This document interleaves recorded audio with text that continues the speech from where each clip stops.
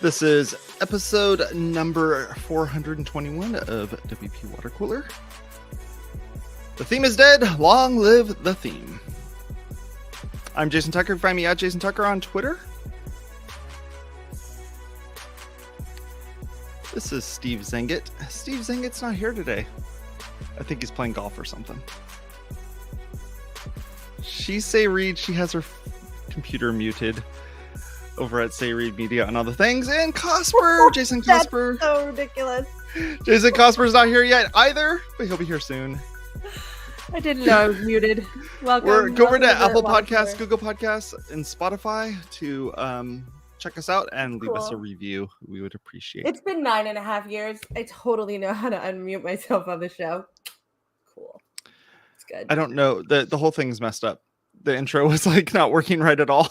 Oh, good. Well, I was muted and I didn't get to do my fun countdown. So it's been broken this whole, I don't know what's going on, but the last couple episodes late, have been fun. Steve's in a meeting, but here's the thing. We still have a lot to talk about because I had to, oh, look, there he is.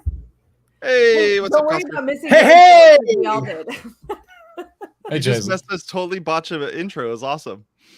Oh, nice. Yeah. So look, it's not you. Okay. It can happen without you too. So I was just saying how we had to multiple times during the pre-show, and I was late to the pre-show. Weird. And we still had multiple times where we had to stop ourselves from talking about this topic because we have so much to say. All of us are like bursting. But so you know, Cosper, we decided, and people listening, hello.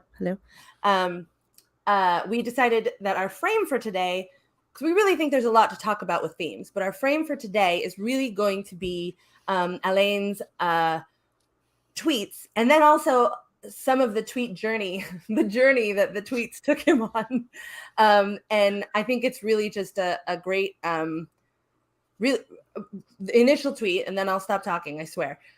Really, to me, the initial thread really spoke to me as someone who has been building WordPress themes since 2007, and some of the massive concerns that I have. So I really, it's one of those things where it's not just someone being critical, right? It's someone who has a vested interest in the project and has concerns. And I think that's just really different. So your concern resonated with me. And so I'm really excited to hear all of the above or below or whatever.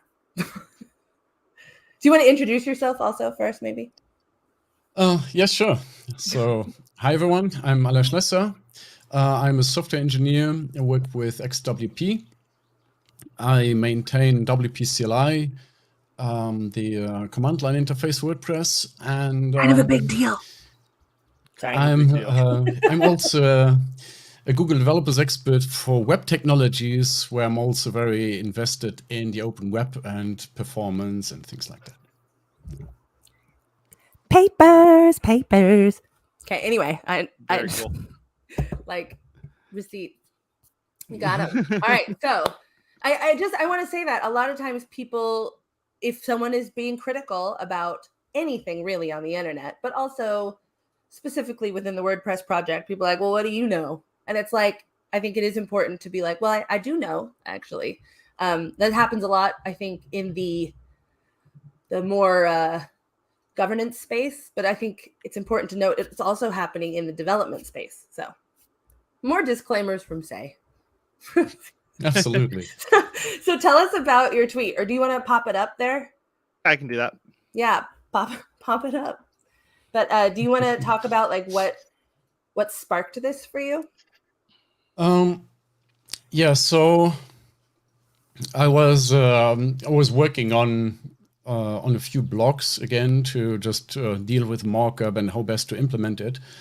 And by now, the default for me was always to just skip the Gutenberg rendering, just have no save callback, and have PHP deal with all the rendering.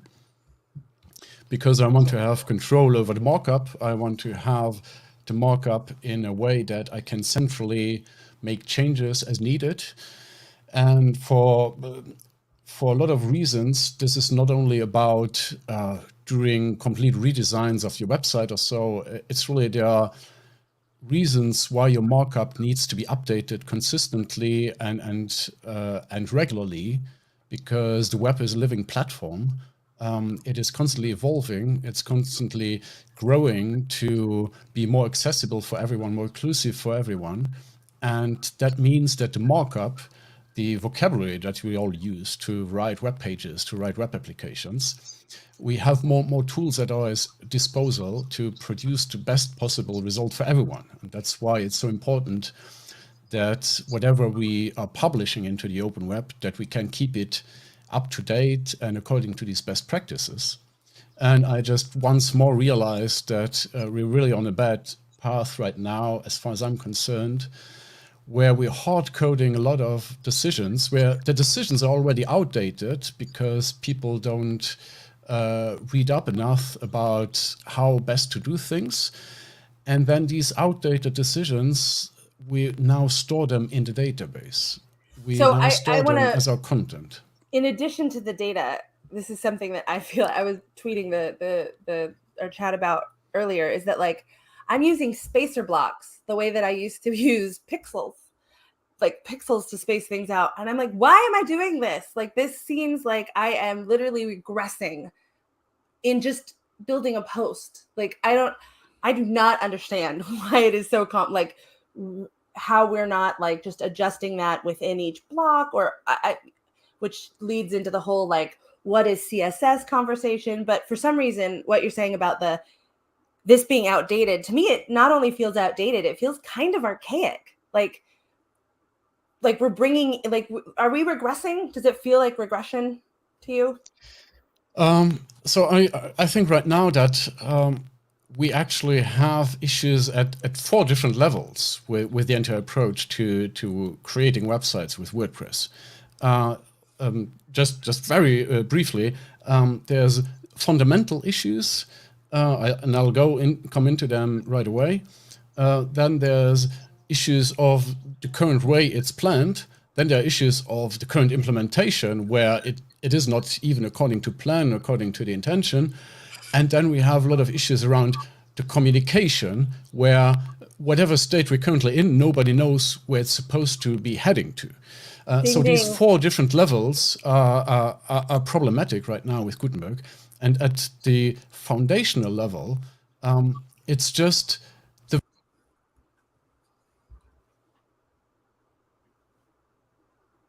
Did you mute? Did I mute? Oh, I think you got muted. On its own. Elaine, oh yeah, you muted. There we go. You Sorry. cut out there for a second. Yeah. Yep. Can you hear me again? Yes. Okay. So the very principle of creating content in a what you see is what you get way, it's problematic, because that means you're creating the content as its singular visual representation. Right.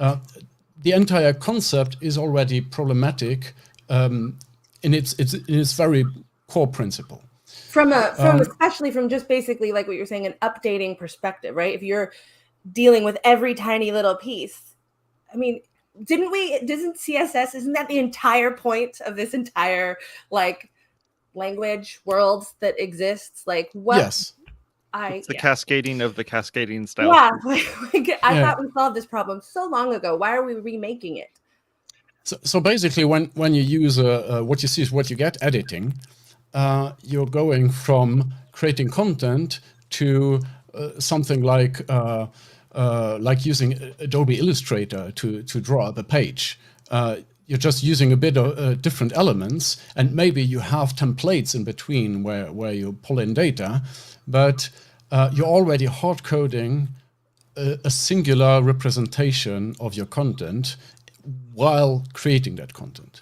And that in itself, it is the goal of the Gutenberg project. So I think that is not up to debate anymore, but that already leads to a lot of the problems down the road where, if you ask me, WordPress is changing its core audience.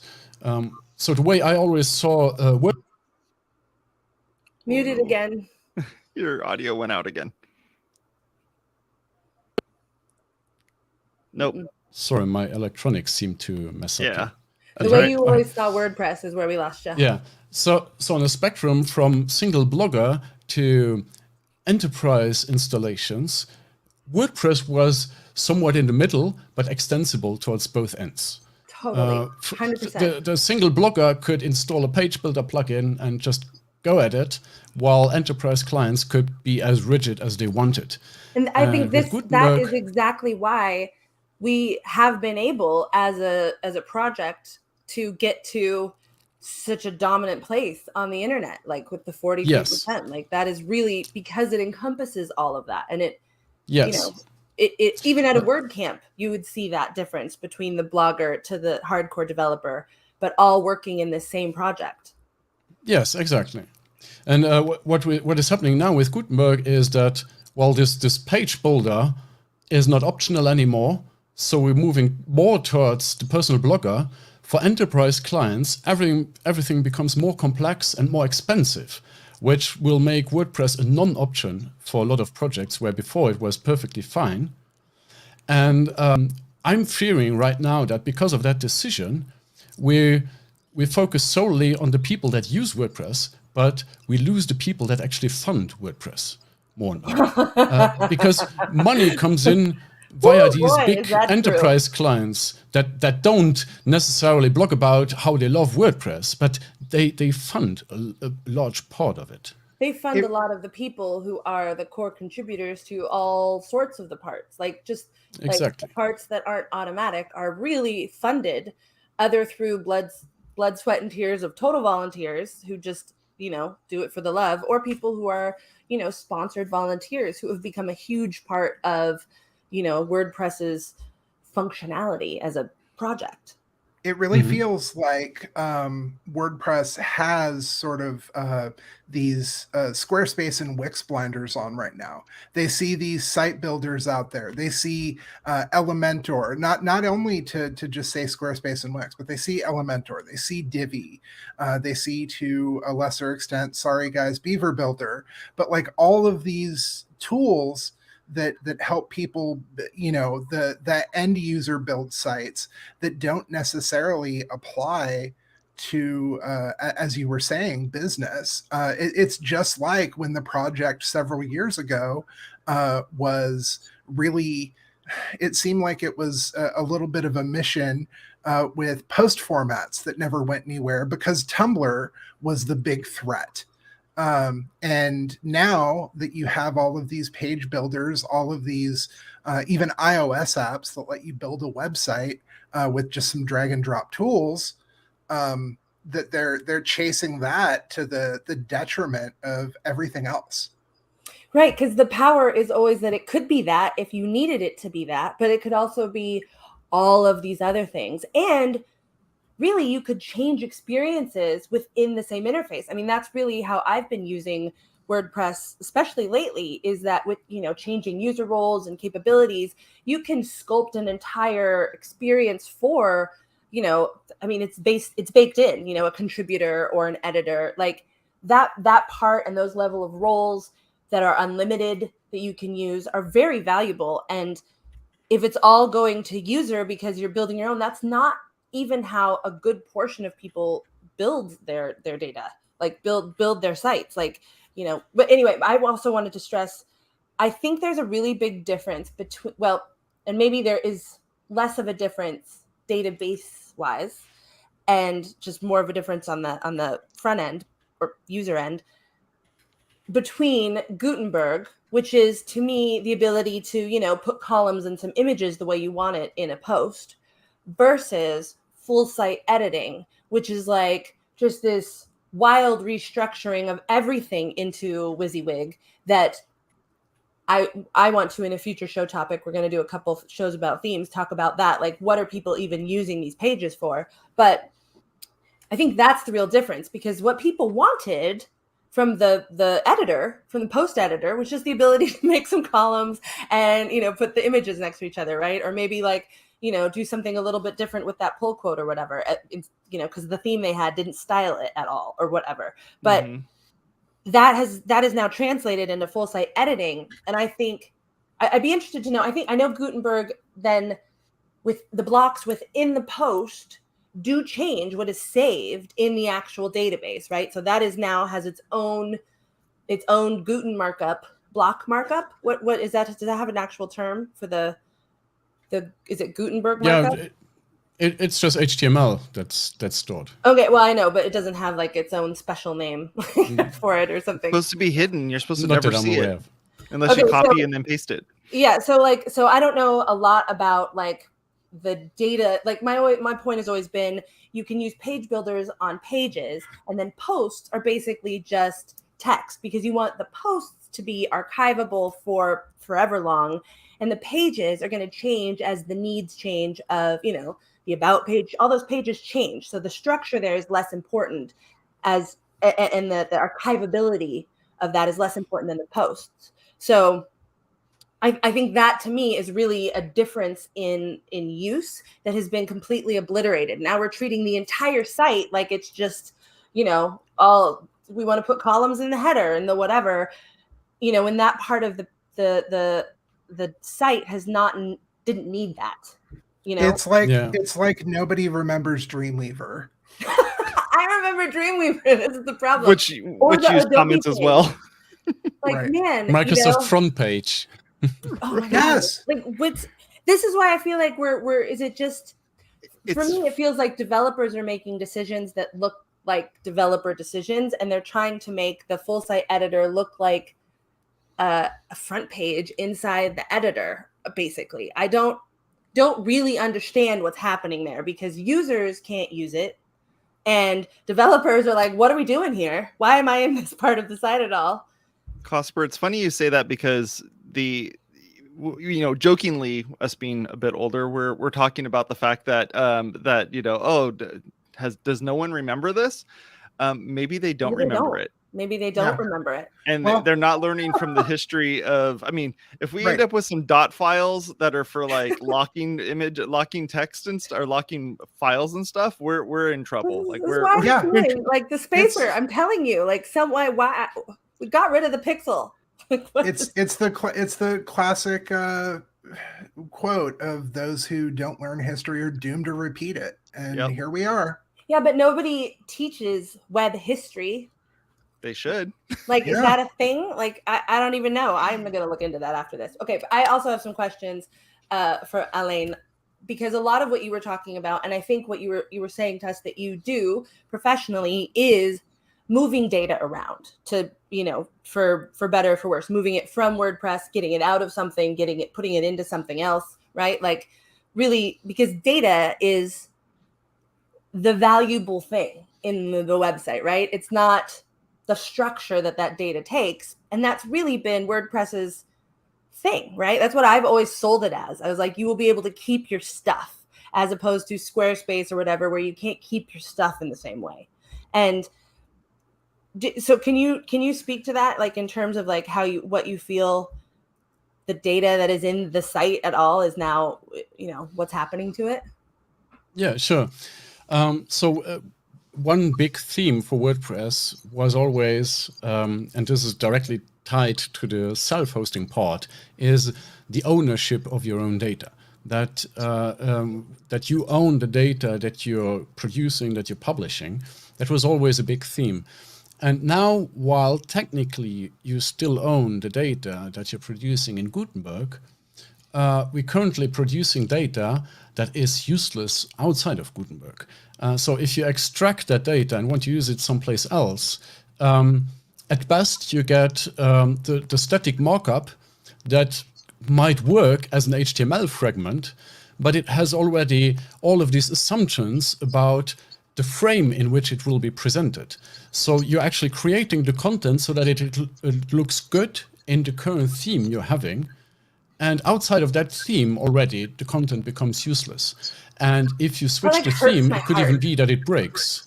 It could be that all of a sudden there's a mismatch between your CSS and your JavaScript and your markup because you updated the theme, but your content is still, it was written for the theme before.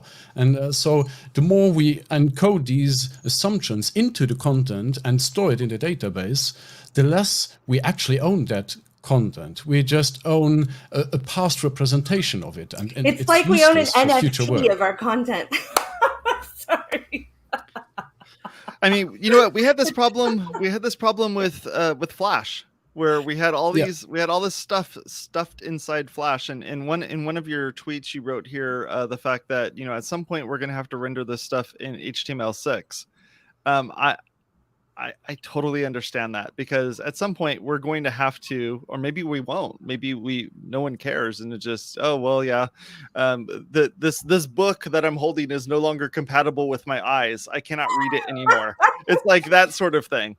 So this it's like, hurts me so much from like a former bookstore owner, but also someone whose literal whole point has always been data, like just the preservation of the data you create and the effort that you put into that. Business owners and marketers and all of this, so much of the stuff we create and put out there is just ephemeral and gone.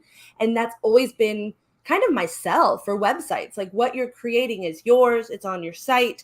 You can move it. It will be with you as long as you need it there, as if you were making a book, right? Like, doesn't matter if this host goes down. You can move to another one. You're clean. You're good. It doesn't matter if this person stops developing this theme. Doesn't matter. You can just switch. And that is like everything to me. Like, that's like the whole point. So if we're really losing that, like, are we going to be able to convert out? Like, is there I feel like we could just build a Gutenbergizer that would strip the tags, like, or are we just really, is it endless? It's doomed. Once you go in there, it's lost in terms of like cleanness. So after publishing these threads, I had a nice video chat with Matthias Ventura, who is the lead architect for the Gutenberg project, and that discussion was very valuable. And it was mostly, we discussed all these topics that I mentioned in the thread. But then I realized after some of these discussions, there's currently a misunderstanding of what Gutenberg does based on the naming, and this naming seems to be for historical purposes. So if you look at the Gutenberg block, it has an edit and a save method. And everyone is complaining about the save method. It stores the HTML in the database, and then you get validation errors if you change it, and so on and so forth. And people are using dynamic rendering for blocks as a workaround. And it feels somewhat weird to do that, and not as you should do. But after talking to Matthias, I realized he mentioned that the save method, it is actually the static fallback of rendering the content. And right now, most of the blocks are supposed to do a dynamic rendering with the save method creating the static fallback in case someone tries to circumvent the Gutenberg rendering to still get useful content. Are these two ways saved separately then? Like, so there's a mark in the database, there's a field basically with like the markup, and without it? No. The dynamic portion, it's never saved. It is basically, you have a template in PHP, and whenever the block is supposed to be shown, it will do a callback to the PHP server, and the PHP server will return the rendered markup. But then you have control again where you can adapt that markup over time. And but that doesn't necessarily, that doesn't mean outside of WordPress, it's just inside of WordPress you can have clean data then, but not. Yeah, but that was always the case. That was always the case. The data model of WordPress was always messed up. The database itself is useless without WordPress if you don't pass the data through all the plugins first. So it was always messed up. That's true. Yeah, well, but the issue we're having now. Long time. I railed about this, I think, sometime in 2007, maybe 2000, whenever 2000. It was on this show, so 2013 maybe, about the data structure. It's been a while. Yeah, it's been a problem. The issue that a lot of people are facing is that with this static fallback, that they try to keep it in check with whatever they're rendering as the actual markup, and then they get validation issues every time they change that markup, even in minor ways.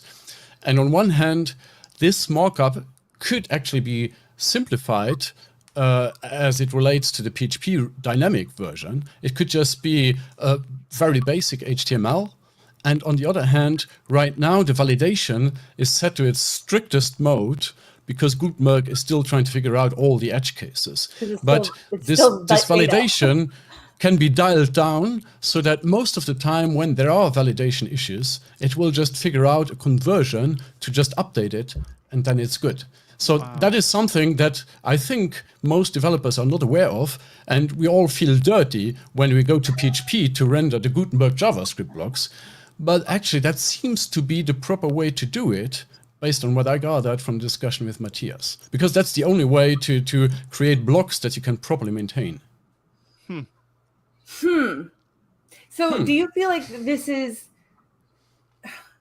an evolution of what we had before, or just a restructuring? Like, so this ties into why I felt like we should name this topic, right? The theme is dead, long live the theme. Yeah, so I get to talk about this because basically it's like the old way of theming really is dead. Like, it's dead, right? Dead. Yeah, absolutely. And then, but long live the theme. Woo! We're still the theme. We're like the same name. We're just gonna call it the same thing, but it's completely different, totally different structure. But here it is. Now I think with the full site editing, we can actually have all the parts be still dynamic. So then in the end, they fall back to templating on the PHP side. So that is actually a valid way of doing it. But what we're seeing right now is that the entire the workflow that you're supposed to use with Gutenberg, that is not clear. That's never communicated. So everyone tries to figure that out. And based on the naming of the methods, you're always being misled into thinking that, yeah, you're supposed to save everything in JavaScript and things like that. But that's actually not the case. And what makes it worse is that a good thing and a bad thing, there's a lot of work being done to improve on that. That's the good thing. The bad thing is it means Gutenberg is even less ready for production work than we thought it was. Than I assumed, because there's fundamental pieces missing for making that work. Like for example, the proper validation mechanisms and things like that. So we went from storing stuff in post meta to now storing stuff in the content of the post in the form of a comment. Is that kind of the way? I mean, this is the way that I've been kind of looking at this, and is that because of the fact that we just want to copy and paste? Like, is that what it is, that we want to just be able to highlight a block, copy it, and then go to another place anywhere, literally anywhere on the internet, says Matt, and then paste it in there? So at some point I should be able to copy some text that's on my WordPress website, go over to Tumblr, and then just paste it into Tumblr, and it should render. Right, it should render as Gutenberg, because Tumblr has Gutenberg. Gutenberg everything. So, it's all about Gutenberg, isn't it?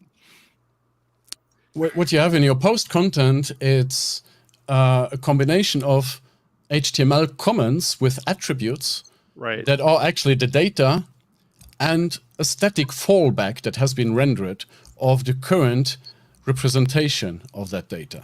So that when you try to render the post content, you get the static fallback HTML content that's being rendered, and the comments are being ignored. So but the important part are the comments. Right. So Tumblr and another WordPress website entirely that I'm copying and pasting to, it would fall back to here's some text that's inside of this comment block, and now do what you want to do with it. Maybe we'll try to transfer it to another block type or something else. Like that's kind of where it comes down to, right? Is at least you copied over the data. Yes, and for the validation issues, for example, there's plans of looking into that when the static fallback markup and the HTML comment with the attributes, when they don't match up, there's a few scenarios. One scenario is that the block is not known in the HTML comment, but based on the markup, Gutenberg will try to reconstruct it, and it might be a different block that produces the same markup. What? So, for example, it could go from WP image to Tumblr image by figuring out that the markup is actually the same. Like the data could be mapped. Yes. Like pre-mapped data transference. Yep. Yeah, according to Matthias, the approach of trying to figure it out of how to decouple the content from the representation is not about creating them in separate ways, but about having smart ways of being able to map from one representation to the other without losing the content. Wow. Okay, all I know from this is that my next bet for the WP acquisition is WP all import. Oh, all right. Oh, you heard it here first. Heard it here first. Thank you very much. Someone should buy it, but only some people that I like, please. DreamHost, Well. can you get on that? No. No. Yep. So we are at the 30-minute mark. I want to say thank you very much for all of you for hanging out with us today. Again, like we were saying, this is definitely going to be a series that we're going to be doing because there's no way we can do this in 30 minutes. And yeah, thank you so much for concise, coming on here and talking about your tweets, because what you said was, let's talk about, like, why aren't we talking about this? And it's like, let's talk about this, because if there is an answer, we all need to know it. And if there isn't an answer, Absolutely. like, we all need to know it. But if there is an answer and we don't know that, then we're all freaking out and people are leaving for no reason. So we need to solve that communication fork of the thing you talked about, because there's a big disconnect. And I think that's even causing more problems than the code switching. That's the problem. So let's work on that, everyone. DM all right. Yes, we'll come on the absolutely. show and talk about stuff. Yeah, definitely. Thank you very much. Thank you so much. Outro.